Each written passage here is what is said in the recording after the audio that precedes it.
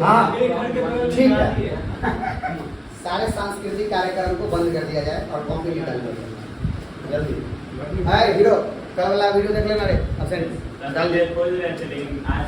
रात में ही डालते 10 बजे तक जाके उधर, ठीक है सर। हीरो देख ले सर, ठीक है। हाँ क्या लास्ट में हम क्या पढ़ना चाह रहे थे? आराम से सुनो, बस आराम से ध्यान से। फजान रूल खत्म हो गया था, सॉलिबिलिटी आई थिंक पढ़ रहे थे। चलो ध्यान दो, कॉपी निकाल लो, जितना बात आएगा नोट करते चलना। सुविधा जल्दी, तेरा नाम रिकॉर्ड में भी जाता है फास्ट। अब देख रहा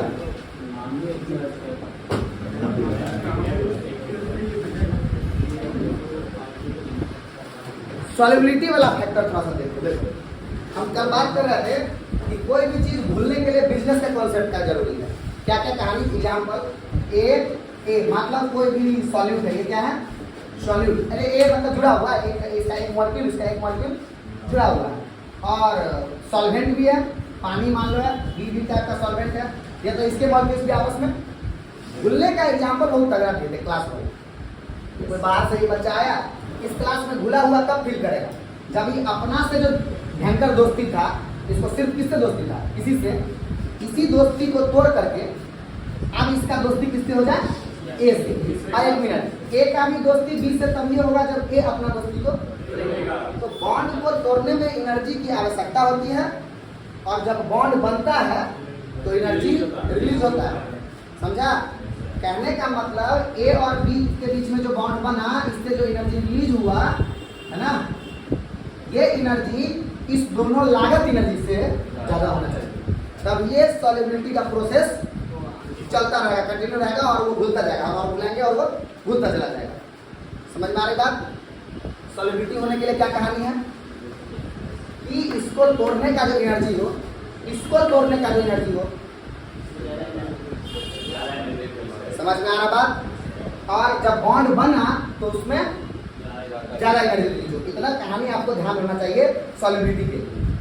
ठीक है, अब समझिए, कोई सॉल्यूट जैसे NaCl को आप अगर इस पानी में डाल रहे हैं तो NaCl पानी में जाकर के Na प्लस और Cl माइनस बनता है। This is a case of isolated gaseous atom. Na plus कभी कब बनेगा? सोडियम का क्रिस्टल है, सोडियम के क्रिस्टल को हिट कर दिए, एक मिनट, सोडियम का क्रिस्टल था अपने सॉलिड फॉर्म में, इसको पिघलाए, तब मेल्ट हुआ, मेल्ट करके भाप बनाए, तो इसको डायरेक्ट बोल दो solid to gas, sublimation energy दिए। तो सोडियम Na गैसियस में आ गया, है ना, सोडियम आ गया, सोडियम गैसियस में। अब सोडियम गैसियस में आया, सोडियम गैसियस से आगे कैसे बढ़ेगा? अब इसमें से इसका आयनाइजेशन एनर्जी लगेगा, तभी क्या बनेगा? Na। समझ में आ रहा? एक टर्म बहुत यूज करते हैं, isolated gaseous atom. Gaseous atom मतलब समझ में आ रहा है? आइसोलेटेड मतलब दूसरे के इन्फ्लुएंस से बाहर है। जब गैसियस फॉर्म में कोई चला जाता है तो उसको ये फर्क नहीं पड़ता कि बगल में कौन है, उसको दूसरे का कोई मतलब, क्योंकि इंटरमॉलिक्यूलर फोर्स ऑफ अट्रैक्शन खत्म, ना के बराबर। ठीक है, आइसोलेटेड का मतलब नहीं कहता आइसोलेट कर दिया गया, इसको आइसोलेशन में रखा गया है। मतलब क्या? सब के बीच में डाल दिया। अभी कोरोना के टाइम में तो देखा था आइसोलेशन का क्या मतलब था, सबसे हटा दिया। समझ में आ रहा बात? तो गैसियस फॉर्म में चला जाता है। अब ये पानी में जाने के बाद तो Na प्लस बना, तो कैसा फील दे रहा है? Na प्लस जैसे पानी में जाने के बाद Na प्लस बना ना, Na प्लस कब बनता है? जब इतना प्रोसेस कीजिएगा तब नॉर्मली बनेगा। इसका मतलब आप समझिए बात को, इस बात ध्यान रखिएगा। आगे भी बहुत सॉलिबिलिटी एक दिन आगे खत्म नहीं हो जाएगा। सॉलिबिलिटी के लिए बहुत सारा पैरामीटर है, हम स्टार्टिंग इसलिए कर दिया कि कम से कम आपको ये पता चले कि सॉल्युबल होने के लिए कुछ कुछ जो चीजें जरूरी है, उसमें से कौन सब चीजें जरूरी है, जिसका कुछ वर्णन अभी कर रहे हैं हम लोग।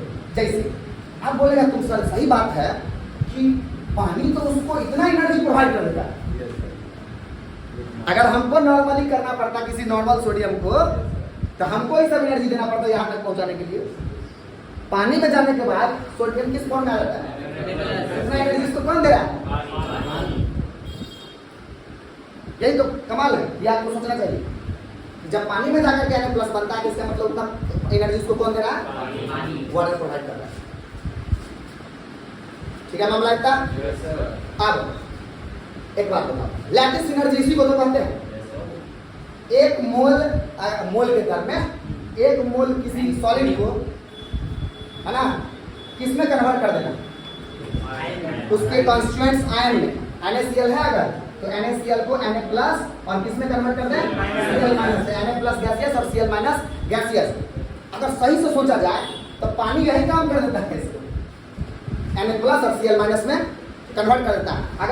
अगर सोडियम को Na प्लस और Cl माइनस बनाना चाहें, या नमक के क्रिस्टल्स को हम NaCl को हम अगर वैसा बनाना चाहें तो हमको क्या करना पड़ेगा, पूरा एनर्जी प्रोवाइड करना पड़ेगा अलग से, जो कि हम काम पानी में रखने के बाद पानी में रखते हैं हो जाता है।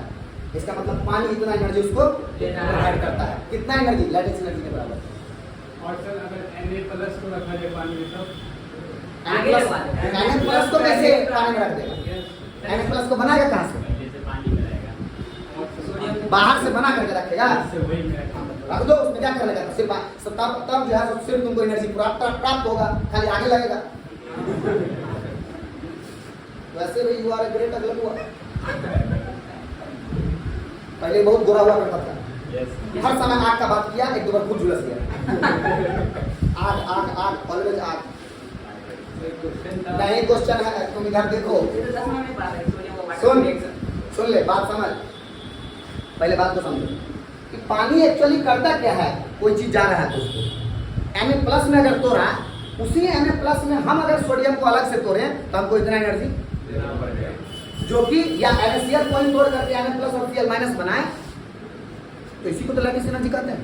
व्हाट इज लैटिस एनर्जी, एक मोल किसी भी सॉलिड को, उसके आयनिक सॉलिड को उसके कंस्टिट्यूएंट्स आयन में बिखेर देना, जो उसमें जो एनर्जी लगता है, या इसी का उल्टा जब कोई दो गैसियस एटम गैसियस आयन मिल करके जब सॉलिड बना तब जो एनर्जी रिलीज हुआ उसी को क्या बोलते हैं, लैटिस एनर्जी।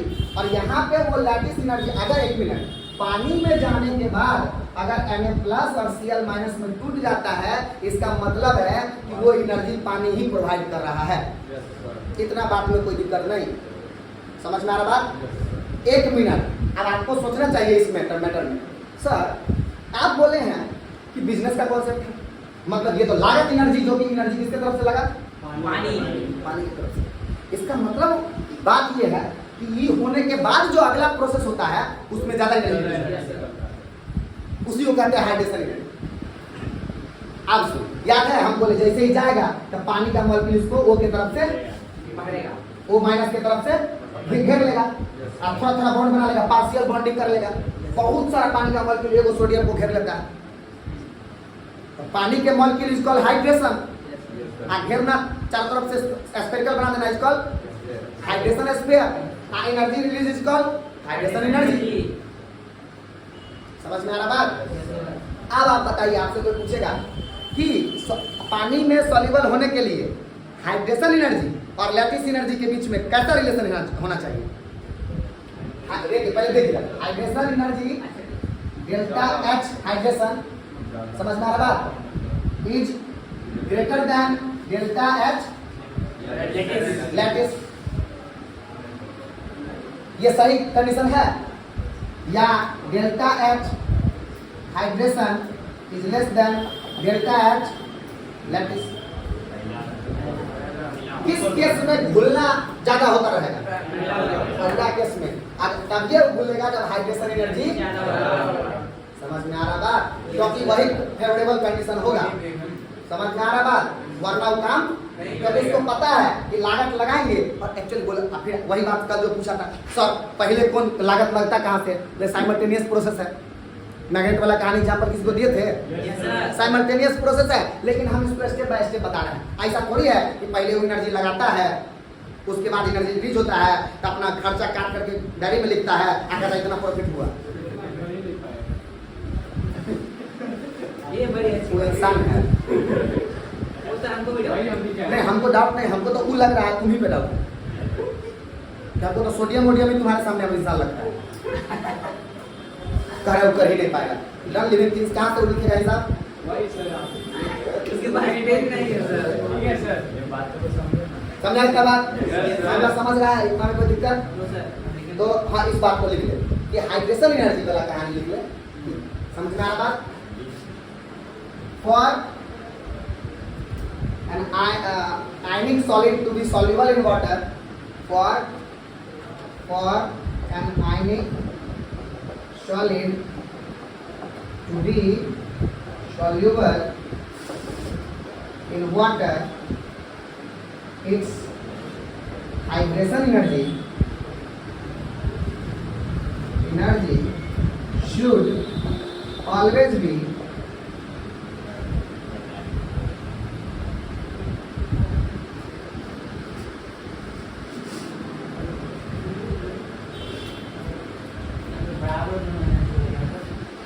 तो होता रहेगा।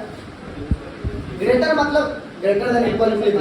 अरे ग्रेटर देन इक्वल टू लिख ले भाई, मतलब बराबर होगा तो भी हो जाएगा, लॉस नहीं लग रहा है। तो उतना नहीं होगा अब कितना होगा वो भी बहुत सारा फैक्टर पे डिपेंड करता है, होना नहीं होना का भी बात कर रहे हैं। टेम्परेचर कांस्टेंट है वैसे टेम्परेचर तो सॉल्यूशन का कांस्टेंट ही रहेगा, क्योंकि जो एक्स्ट्रा एनर्जी तो बाहर ही जाएगा, तब ना बोलते हैं जो थर्मल रिएक्शन है। पानी गर्म हो जाता है, ये पानी गर्म हो जाता है। हम लोग 15 मिनट गैस में हम पानी क्या? 15 मिनट दे रहा है। अरे आईपीएल का मैच चल रहा है, आराम से सुधवा।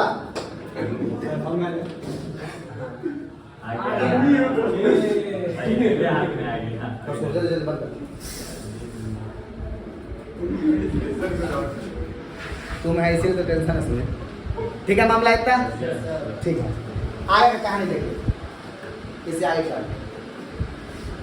अब इतना अभी एक बात लिखे हैं कि सॉल्युबिलिटी को देखने के लिए एक पैरामीटर हम इसको देख करके कुछ बात सॉल्युबिलिटी के बारे में बोल सकते हैं।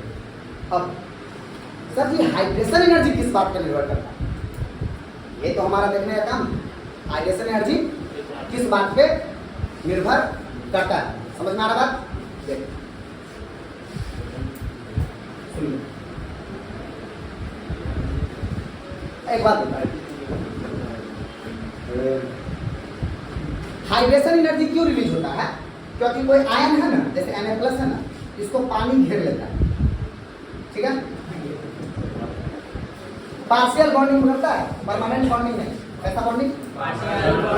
थोड़ा सा अट्रैक्शन का फोर्स लगता है। अच्छा लेकिन थोड़ा बॉन्ड हम बताए थे कि जब बॉन्ड बनता है तो एनर्जी, तो बहुत सारा बॉन्ड, जितना ज्यादा बॉन्ड बनेगा उतना एनर्जी। अरे वो एग्जाम्पल दे रहा, अभी लास्ट क्लास में दिया एग्जाम्पल। मान लो तुम्हारे तो 3 वर्ष टीचर तो पढ़ाई नहीं होंगे, जो भी जहाँ आप पढ़ रहे होंगे, उन सब में अगर साइज के वाइज देखा जाए तो हम ही सबसे मतलब है ना, बॉडी लेवल पतले दुबले सब में शेप एंड साइज के हिसाब से, बाकी तो कुछ होंगे हम नहीं जान रहा कि कौन है, जाके कोई मतलब केमिस्ट्री वाला बोल रहा था ऐसे, ठीक है? हम एक एग्जांपल दे रहे हैं कि सब लोग अलग अलग जगह पढ़ते हैं, उसमें से हर एक टीचर का साइज। अब हम एक एग्जांपल दे रहे हैं, अगर किसी टीचर को घेरने की बात है तो तुम किसको घेरना पसंद करोगे? एकदम सही बात है, समझ रहा क्या है? कहा कि हमको तो तुम खूब लोगों से मिलकर घेर सकते हो, डर कोई डरेगा नहीं ना हमसे, तो कुछ भाई कहने नहीं हम चल जाते हैं, इसको तो पकड़े में रख के ले जाएंगे, बैगे में रखेंगे और लेके निकल लेंगे, कॉमन सेंस। आज जो है ना राम के दुश्मन के खानदान से है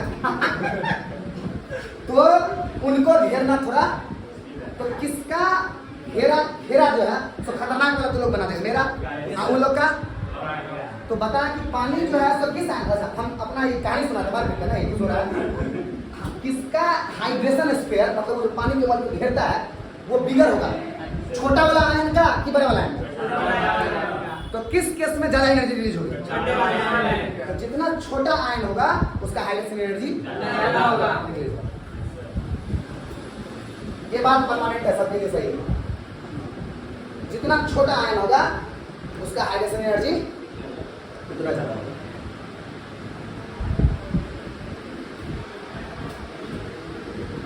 समझ में आ रहा बात?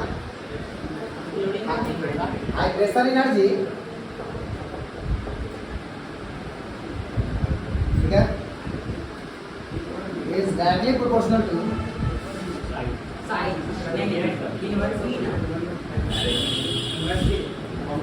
इनवर्सली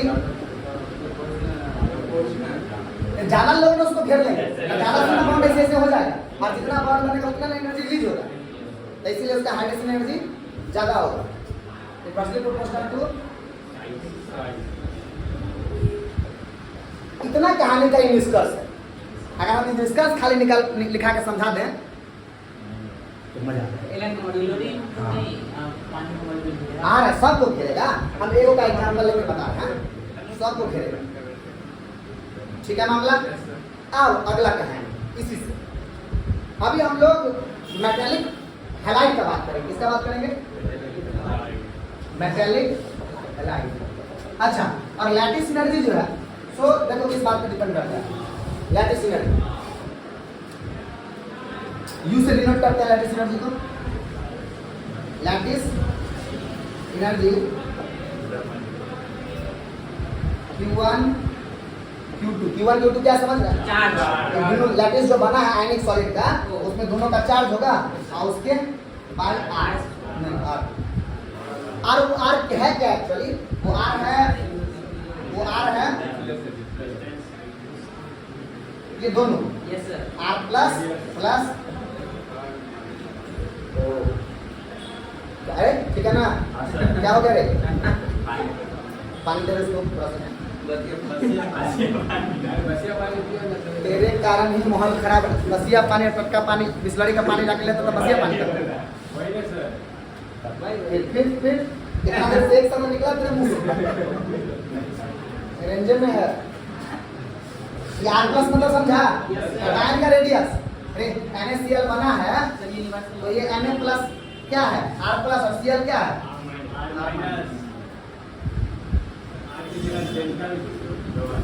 नहीं कुछ देंगे दे रहे हो आइटम के लिए। देख ये जो डिस्टेंस है दोनों के बीच में वो किसका सम हो जाएगा? कैटायन के रेडियस का प्लस एनायन के रेडियस। समझा बात? तो ये किस बात पर निर्भर करता है? समझा? ठीक है। अच्छा सुनो, और हाइड्रोजन एनर्जी किस बात पे निर्भर करता है इसका भी देखो। हाँ, हाइड्रोजन एनर्जी R प्लस और दोनों पे अलग अलग। समझ में आ रहा? जितना छोटा साइज होगा दोनों का उतना ज्यादा उसका क्या होगा? ये तो पता ही नहीं। क्या लिखा? ये सर आठ सोया हुआ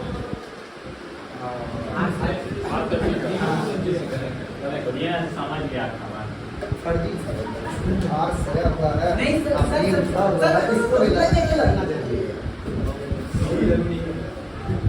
तो बोलना चाह रहा हूँ ठीक है इतना मामला। आप सुन इतना सही है। अब एक बात देखो, जैसे लिथियम का फ्लोराइड हम लोग किसके बारे में पढ़ने वाले हैं? मेटेलिक हैलाइड के बारे में। मेटेलिक हैलाइड्स का देखने वाले हैं। सॉलिडिटी थोड़ा सा। हैलाइड क्या होता है सर?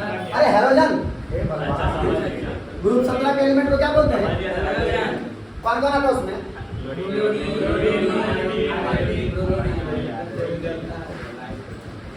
देखो LiF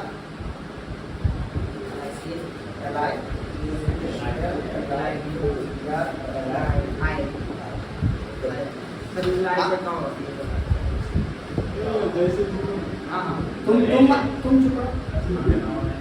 हाँ Li लिथियम आयोडाइड। आप देखो यहाँ पे लिथियम का साइज ले लेंगे। देखो आयन का साइज कैसे बढ़ रहा है। समझ रहा है? इसी प्रकार से समझ रहा है? आप सुनिए, इसका जो लैटिस एनर्जी होगा, लैटिस एनर्जी किसमें कम किसमें ज्यादा होगा? पहले लैटिस एनर्जी पहला वाला का लैटिस एनर्जी ज्यादा होगा और ठीक है। आगे सुन लो, ये तो फार्मूला, रुक जा एक मिनट, ये तो फार्मूला बता दिया कि लैटिस एनर्जी किससे कम होगा ज्यादा होगा, तो लिखवा दिए। अब इसमें कहानी समझो। होता क्या है कि वो लोग जो है ना फिक्स ओरिएंटेशन सॉलिड स्टेट नाम का चैप्टर है उसमें पढ़ना। उसके अकॉर्डिंग अरेंज होता है, क्रिस्टल स्ट्रक्चर कहते हैं उसको। अब एक बात बताओ, मान लो ये अपना क्यूब का घर है, इसमें कौन सा ज्यादा पैक्ड होगा, जिसके में सब का साइज बराबर वाला बोरा रख रहा है वो, कि एगो बोरा छोटका एगो बोरा बड़का, तब अच्छा पैकिंग होगा। बता, बराबर। अगर बराबर साइज का कोई भी चीज रखेंगे तो उसका पैकिंग, और अगर एगो छोटा है एगो बड़ा है तो उसका पैकिंग अच्छा नहीं होगा। तो वैसे भी पैकिंग पे ही लैटिस एनर्जी डिपेंड है। पैकिंग पैकिंग उसको पढ़ना है, पैकिंग फ्रैक्शन के रूप में नाम पढ़ना है उसका, पैकिंग फ्रैक्शन। सॉरी इसने पढ़ा, पैकिंग फ्रैक्शन के रूप में पढ़ना उसको, याद रखिएगा। इतना जो बात है अब यहाँ पे देखे नहीं बात कि किस बात पे निर्भर कर रहा है।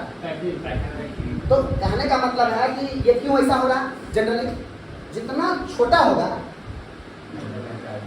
उतना ज़्यादा अच्छा पैकिंग उसका होगा।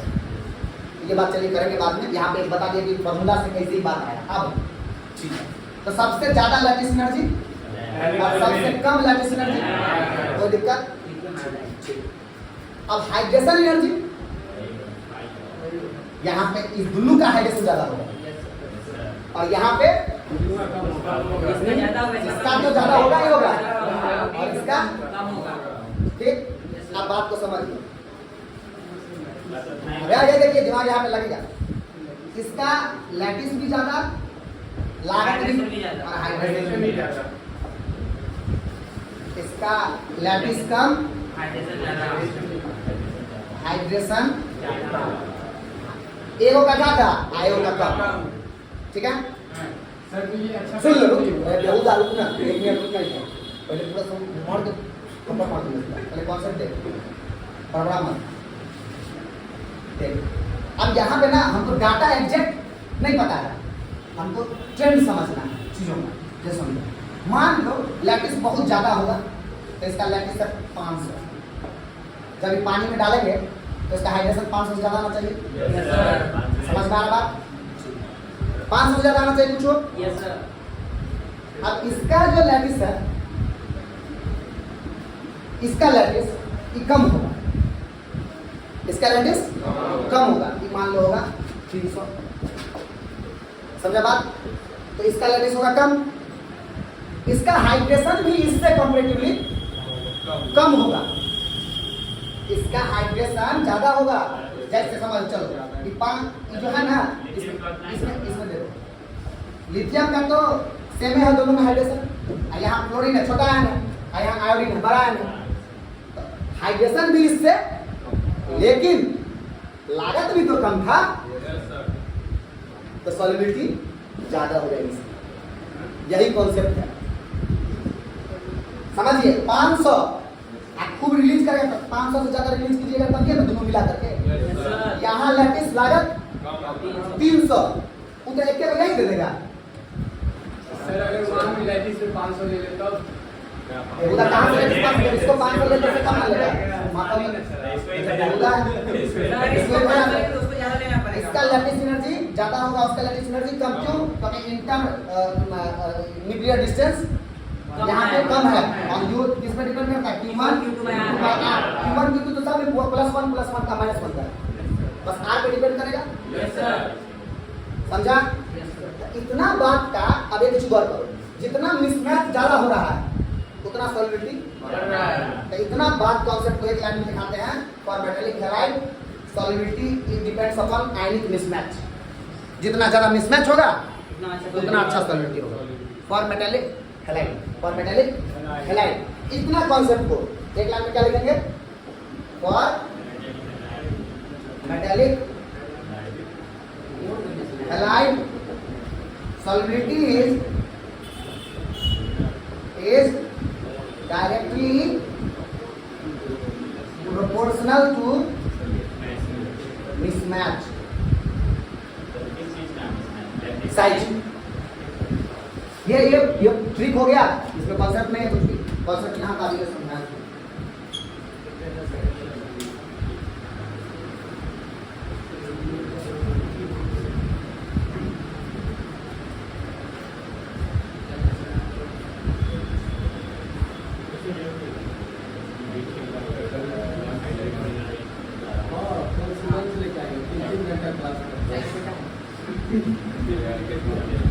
याद रखना, फॉर मेटालिक हैलाइड सॉलिडिटी किस बात पर निर्भर कर रहा है? मिसमैच को।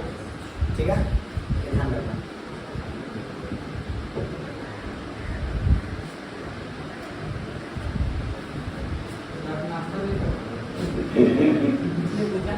आया पूछा? अच्छा, इसको भी करना था सर।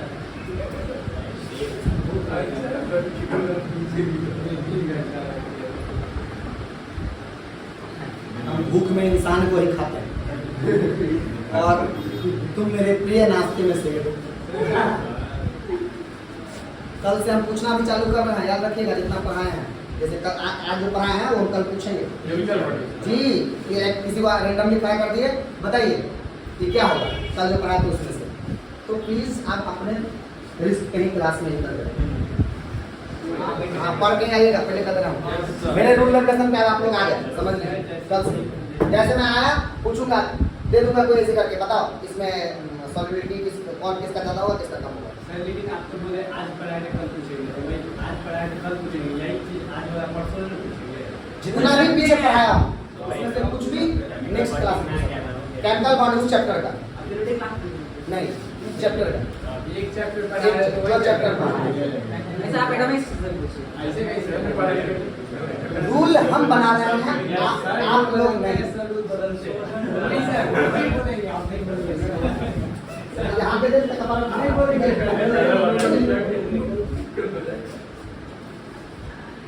मार नहीं खाएगा सबको मन में नहीं ऐसा मैं ऑब्जर्व कर दे रहे हो। और एक चीज और कर रहा है, कैमरा के सामने नहीं पीटता हूँ, चार हेल्प में ला जाएगा। हाँ इतना मतलब ठीक है। मिसमैच। और अच्छा एक बात बताओ, इसमें से फलान रूल लगाओ और बताओ इसमें ज्यादा कोहेरेंट कैरेक्टर हो। सोच के बता, उल्टा पुल्टा आंसर देगा तो हम देव तोड़ देंगे।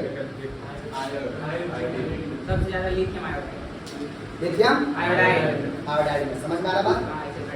तो याद रखना, वैसे भी जिसमें आयनिक कैरेक्टर कम है उसका लैटिस एनर्जी ज्यादा है, कोवेलेंट आगे जाके चलेगा। जिसका आयनिक कैरेक्टर कम है उसमें आयनिक बॉन्डिंग कम है तो उसका लैटिस एनर्जी कम होगा ज्यादा होगा? कम होगा। कोवेलेंट कैरेक्टर देखो ना, फजान रूल से फजान रूल कहता है इसमें कोवेलेंट कैरेक्टर ज्यादा होगा तो कोवेलेंट कैरेक्टर ज्यादा होगा तो लैटिस एनर्जी कम होगा। और लैटिस एनर्जी पे क्या क्या डिपेंड करता है? मेल्टिंग और बॉइलिंग पर। क्या डिपेंड करता है? मेल्टिंग और बॉइलिंग पर। वही क्रिस्टल स्ट्रक्चर पे ओवरऑल कहाँ चला आता है? फिर बाद में बात क्रिस्टल के स्ट्रक्चर पे। लिख लीजिए, melting and boiling point depends upon lattice energy. जितना ज्यादा लैटिस एनर्जी होगा मतलब उसको पिघलाने में उतना मेहनत लगेगा।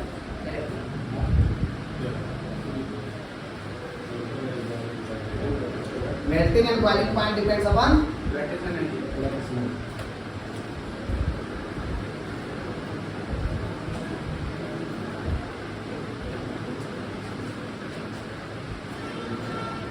तो लैटिस एनर्जी कम और ज्यादा जो है तो आप फजान रूल से ही बता सकते हैं। क्यों? जिसमें आयनिक कैरेक्टर ज्यादा होगा, जिसका आयनिक कैरेक्टर ज्यादा होगा उसका लैटिस एनर्जी ज्यादा होगा, क्योंकि उसमें अट्रैक्शन का फोर्स कोवेलेंट कैरेक्टर कम है, मतलब आयन के बीच का अट्रैक्शन ज्यादा लग रहा है तो उसको अलग करने में, पिघलाने में ज्यादा। ठीक है, लिख लिया इस बात को? क्या लिखा?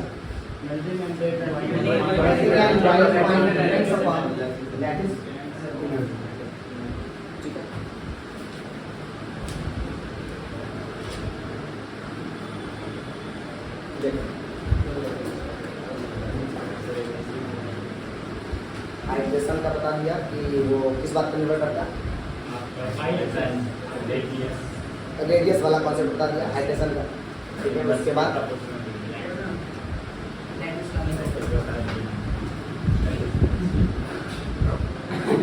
ये पेन देने का बहुत अच्छा तरीका। अरे तू ही मत बात कर। आपको ऐसा लगता है? तू क्या बोला? मेरा ही कॉपी देके आ जाता, नहीं देता तो क्या करेगा? बहुत अच्छा। उसको जानते हो तुम? हाँ चल बता, इसमें किसका मेल्टिंग पॉइंट ज्यादा होगा, किसका कम होगा?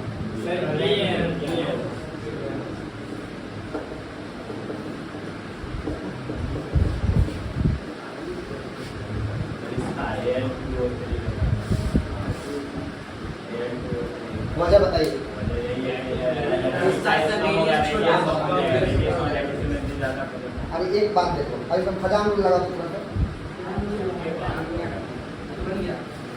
खजान रूल लगा के देखो, उल्टा हो जाएगा। लगाओ।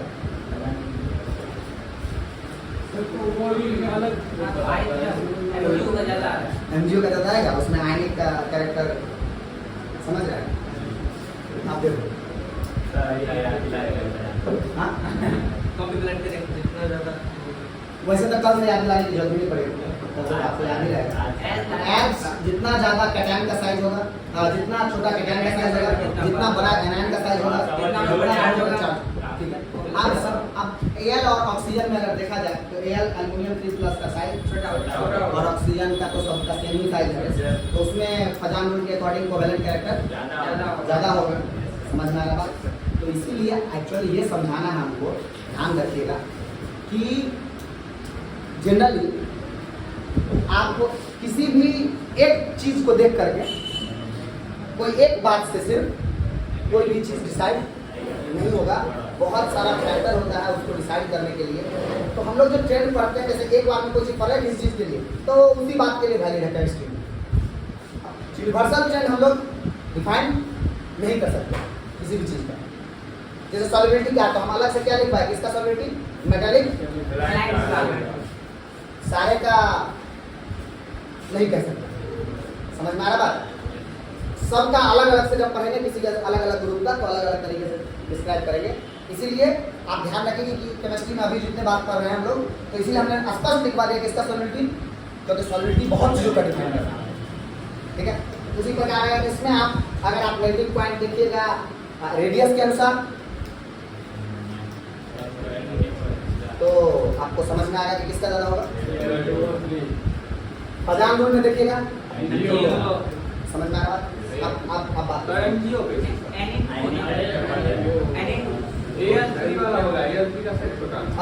सॉरी एनए वाला होगा सबसे, ये एमजीओ और इसका सबसे छोटा होगा, तो इसका साइज सबसे छोटा होगा, इसका ठीक ठाक होगा। अच्छा, अब बात इसमें जो कहानी है, आप देखो, तुम लोग ना एक दो चीज देख करके बता रहे, चार्ज देखे, इसका 3+ चार्ज और इसका ठीक। अब तुम एक चीज नहीं गौर किए, यहाँ पर यू किस बात पर निर्भर करता है,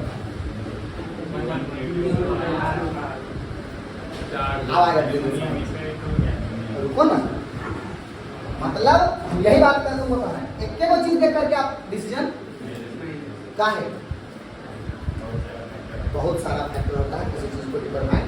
अब क्या होता है केमिस्ट्री में, तो उसका रूल जैसे बहुत सारा चीज बात बता दिया है ना, उसके आधार पर थ्योरी बनता है, ये ऐसा है, ये ऐसा है, ये ऐसा है, उसके आधार पर थ्योरी ड्राइव करके ले आया। जो आपको स्पष्ट हाइब्रिडाइजेशन में दिखिए गया था, और अभी फिर दिख जाएगा जब पढ़ाएंगे।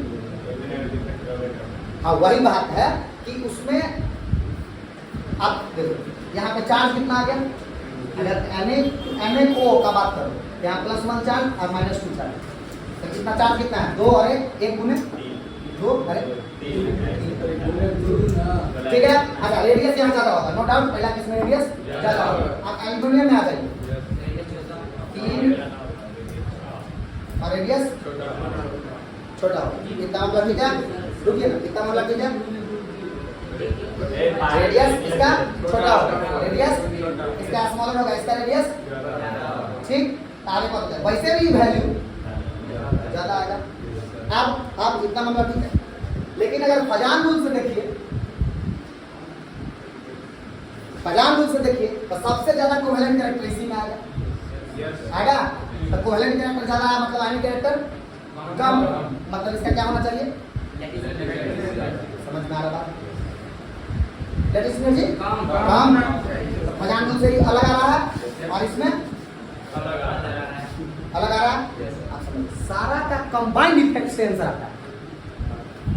कॉन्सेप्ट समझिए क्या, कि जिस रेशियो में, समझिए, जिस रेशियो में ये वाला पार्ट बढ़ा है इसका, चार्ज वाला और रेडियस का, चार्ज बढ़ने और रेडियस के घटने से जितना टाइम्स लैटिस एनर्जी इंक्रीज हुआ है, कोवेलेंट कैरेक्टर के कारण क्या उतना ही टाइम्स रिड्यूस भी हुआ है? ये देखने वाली बात है। तो उस दोनों के कंबाइंड इफेक्ट से ही आप इसका आंसर दे पाएंगे। हम लोग को तो पता होता है तो अलग बात है, समझ में आ रहा है? अगर हम लोग को पता है तो अलग बात। इसीलिए समझिए, बात समझिए। जैसे हम लोग जब पढ़ते हैं तो कभी भी ई वाला पढ़ते ही नहीं, ग्रुप का जनरली आपको देगा, समझ में आ रहा है? ग्रुप का देगा, एक ग्रुप का बात करेगा। कैटायन सारा एक किस्सा आएगा, ग्रुप का आएगा, एक ग्रुप। इसीलिए सुनो ना, इसीलिए तो ब्लॉक पढ़ाना है, ब्लॉक वाइज पूछता है क्वेश्चन ब्लॉक वाइज आता है। इसका उपयोग कहाँ है? ब्लॉक में। कहाँ? अरे लैटिस एनर्जी तो थर्मल स्टेबिलिटी डिसाइडेड है क्या? जिसका लैटिस एनर्जी ज्यादा है उसको तुम हीट करेगा तो तुरंत टूट जाएगा। जिसका लैटिस एनर्जी ज्यादा है उसको तुम हीट करेगा तो तुरंत टूट जाएगा। तो एस ब्लॉक में पढ़ना होता है कार्बोनेट का थर्मल स्टेबिलिटी और हाइड्रोजन कार्बोनेट का थर्मल स्टेबिलिटी।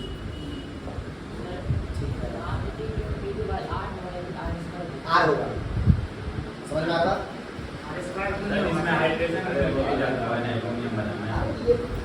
ये पोटेंशियल इसीलिए कहेंगे।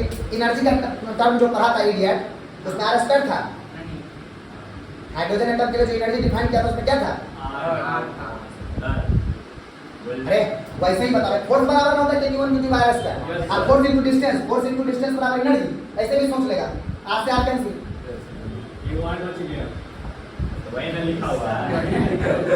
सर बोल रहे इसमें हाइड्रोजन बेहुदा है, रुक जा, कुछ नहीं पूछा, बच गए भाई। फोर्स इनटू डिस्टेंस बराबर एनर्जी। Yes sir. समझ में आ रहा बात? फोर्स क्या होता है? Q1 Q2 R square into R। क्या बचा रहे होगा? ये कार्ड बचा एनर्जी का टर्म R में नहीं आएगा। एटॉमिक तू पढ़ा तो तुरंत बोल यार। सर हाँ बोल। बोल रहे हैं कि इसका हाइड्रोजन एनर्जी भी ज्यादा होगा ना, ये तरीका। अभी मान लो हाइड्रोजन का तो बात ही नहीं कर रहे हैं अभी। सब चीज देखना चाहिए। नहीं अभी भूला थोड़ी रहा है, मुद्दा है। अभी तक खाली मेल्टिंग पॉइंट बॉइलिंग पॉइंट की बात कर रहे हैं। लगेगा टाइम, एग्जैक्ट ओरिजिनल केमिस्ट्री पढ़ने में समय लगेगा, नहीं तो तुम्हारे सर सही है। समझ में आ रहा? समय लगता है इसमें। कम से कम कुछ बात समझा कि एक के वो फैक्टर पे सारा का सारा चीज डिसाइडेड नहीं होता है। अच्छा, वो भी हमको डाटा का दिया नहीं है जो हम बता दें कम की ज्यादा। हमको ट्रेंड देखना है, वो भी कॉमन सेंस से, और वो भी कुछ बात जो दिया गया है उसके हिसाब से, अपने मन से ट्रेंड नहीं देखने लगे। कितना मतलब सही है? तो आएगा जहां जहां मेल्टिंग पॉइंट और बॉइलिंग पॉइंट कहाँ? ब्लॉक में। तो सब देखेंगे कैसे कम हो रहा है, कैसे ज्यादा हो रहा है।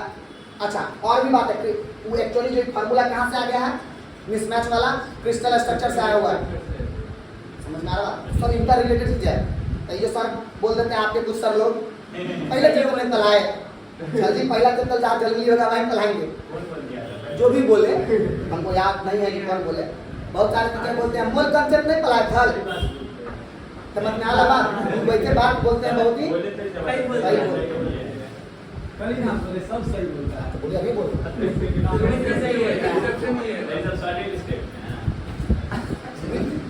मिक्स्ड बात है सबका, कंबाइंड। इसीलिए ना सॉलिड स्टेट पढ़ने के बाद मेंस और रफ का एग्जाम नहीं लेता है बच्चा से, जब पूरा सिलेबस पढ़ लेता है आए तो समझ।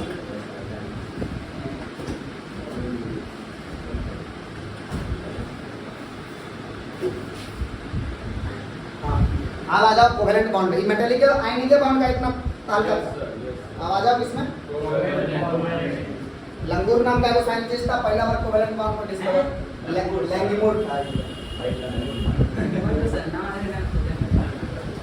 पहले के जमाने में के पास इंसान के फिर बोला तू कल से सुन ले, बता दे रहे हैं कल से पूरा पढ़ के आना। बस नहीं सबके लिए वैसे तुम पढ़ के आना पूरा।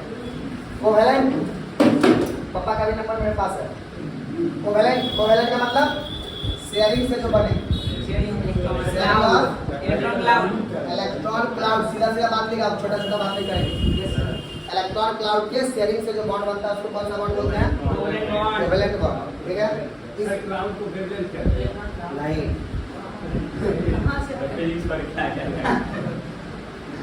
एटॉमिक स्ट्रक्चर नहीं पढ़ा तो उसका खामियाजा भुगतना ही पड़ेगा। इलेक्ट्रॉन था। इलेक्ट्रॉन क्लाउड का मतलब होता है इलेक्ट्रॉन कहीं भी एक जगह स्थिर नहीं। रहता नहीं है, वो एज ए वेव है। वेव है तो उसके पाए जाने की संभावना को ही दर्शाया गया है। उस संभावना को हम लोग 3D स्पेस में dot dot dot dot cloud की तरह ही रिप्रेजेंट करते हैं। इसीलिए टर्म क्या यूज किया जाता है, शेयरिंग ऑफ इलेक्ट्रॉन क्लाउड। वो जो हम ऐसे करके दिखाते हैं कि कार्बन का डबल बॉन्ड कार्बन से बना रहा है, तो ऐसे करके शेयर करता है, ऐसा कुछ होता नहीं। जो इलेक्ट्रॉन बैठल रहता है, यहाँ चला आता है, ऑर्बिटल का ओवरलैपिंग है। हम लोग सब पढ़ेंगे आप इसी में कोवेलेंट बॉन्ड में, क्योंकि आयनिक बॉन्ड में नहीं भाई सब हाँ एक बात और ध्यान रखना, आयनिक बॉन्ड का धीरे धीरे ध्यान रखिएगा, बताऊंगा। आयनिक बॉन्ड जो होता है नॉन डायरेक्शनल होता है। किसी ने कितनी भी बन जाएगा। अरे वो क्या है, दो स्फीयर का इंटरेक्शन है, एगो प्लस एगो माइनस। तो सोचेगा कि तुम दाहिना से आगे तभी तरह से जुड़ेंगे, प्लस से माइनस, नीचे से आगे तब जुड़ेंगे और बामा से आगे तब जुड़ेंगे। तो किसी भी डायरेक्शन में, ऑल पॉसिबल डायरेक्शन में, इसीलिए उसको कौन सा नेचर बोलते हैं, नॉन डायरेक्शनल नेचर होता है। और कोवेलेंट बॉन्ड डायरेक्शनल नेचर का होता है। अब ये इसी में हम लोग पढ़ेंगे डाइपोल क्या होता है, समझ में आ रहा बात। डाइपोल मोमेंट क्या होता है, मैग्नेटिक मोमेंट। कोई भी उसके साथ मत बैठो, बहुत दूर है। माथा पे हाथ रख दिया कहीं पे, हमको लग रहा है। आयनिक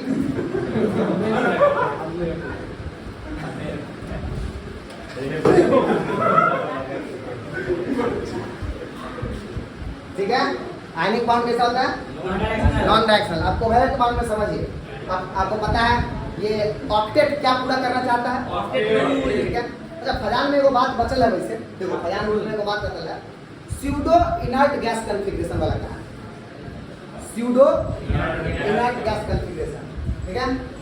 जब उसको कंप्लीट कर लेते हैं तो भुला जाएंगे, तो भुला ही जाएंगे। अभी याद आया कि क्या क्या छूटल है, जैसे ही छूटल था नॉन डायरेक्शनल का समझ। अब तू एक बार में समझ जाएगा सूडो इलेक्ट्रॉनिक, जैसे कि copper Cr plus Cu plus, Cu plus का इलेक्ट्रॉनिक कॉन्फ़िगरेशन क्या होगा बताइए।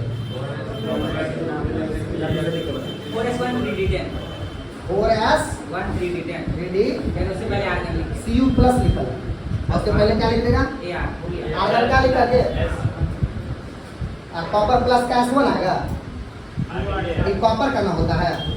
हाँ तो एक निकाल दे।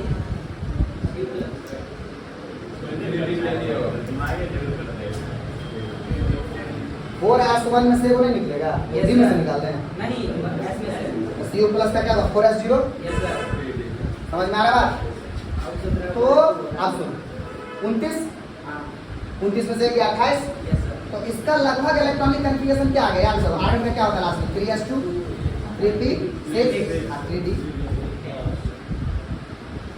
ये कहाँ तक? समझिए आता था। तो जिस 18 को इलेक्ट्रॉन अगर लास्ट में हो जाए तो उसको कौन सा कॉन्फ़िगरेशन बोलते हैं, pseudo inert gas configuration. Helium वाले को सर। स्यूडो का मतलब इनर्ट गैस नहीं, जैसा नहीं, नहीं, सर। एग्जैक्ट नहीं, नहीं